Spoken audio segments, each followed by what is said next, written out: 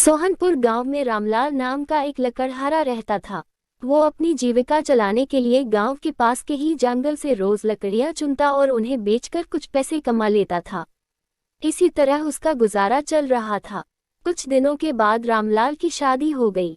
उसकी पत्नी बड़ी खर्चीली थी, इसलिए अब उतनी लकड़ियों को बेचकर घर चलाना मुश्किल हो गया था। ऊपर से रामलाल की पत्नी कभी नए कपड़े खरीदने के लिए तो कभी किसी दूसरी चीजों के लिए रामलाल से बार बार पैसे मांगती थी। अगर पैसे न मिले तो रूठ जाती। रामलाल अपनी पत्नी से बहुत प्यार करता था, इसलिए उसकी नाराजगी वो बर्दाश्त नहीं कर पाता था। रामलाल ने ठान लिया कि वो अब ज्यादा लकड़ियां इकट्ठा करके बेचेगा, ताकि उसकी पत्नी को रोज रोज पैसों की कमी न हो। पत्नी की इच्छा पूरी करने के लिए आज रामलाल घने जंगल तक चला गया और बहुत सारी लकड़ियां चुनकर बाजार में बेच दी। ज्यादा लकड़ियों के ज्यादा पैसे मिले तो खुश होकर रामलाल ने सारे पैसे अपनी पत्नी को दे दिए।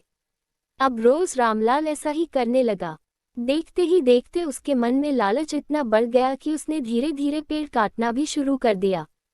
पेड़ काटने से और ज्यादा लकड़ियां हो जाती थीं और उसे अधिक दाम मिलने लगे। लकड़हारा हर हफ्ते एक पेड़ काटता और लकड़ियां बेचकर मिलने वाले पैसों से अपनी पत्नी के शौक पूरे करता। अब पैसे ज्यादा आ रहे थे तो घर भी अच्छे से चल रहा था।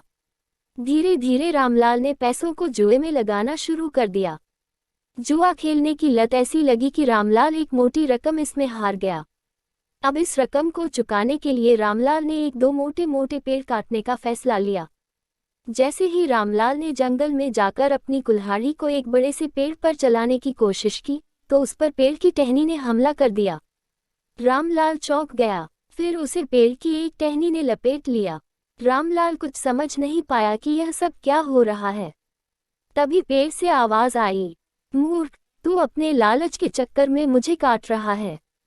तू सारे पैसे जुए में लुटा देता है और फिर पैसे लौटाने के लिए पेड़ काटने आ जाता है। तुझे पता है कि पेड़ कितने कीमती होते हैं। हमारे अंदर भी जान बसती है और हम तुम इंसानों को जीने के लिए हवा, धूप में छाया और भूख को शांत करने के लिए फल देते हैं, लेकिन तू अपने स्वार्थ के लिए हमें ही काट रहा है।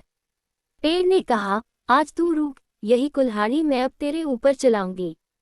पेड़ की टहनी कुल्हाड़ी से रामलाल पर वार करने ही वाली थी कि वह गिड़गिड़ाने लगा। उसने माफी मांगते हुए कहा, मुझसे गलती हुई है, लेकिन मुझे सुधरने का एक मौका दो। अगर आप मुझे मार दोगे तो मेरी पत्नी का क्या होगा? वो अकेली पड़ जाएगी। आज से मैं किसी पेड़ को नहीं काटूंगा, ये प्रण लेता हूँ। ये सब सुनकर पेड़ को रामलाल के ऊपर दया आ गई।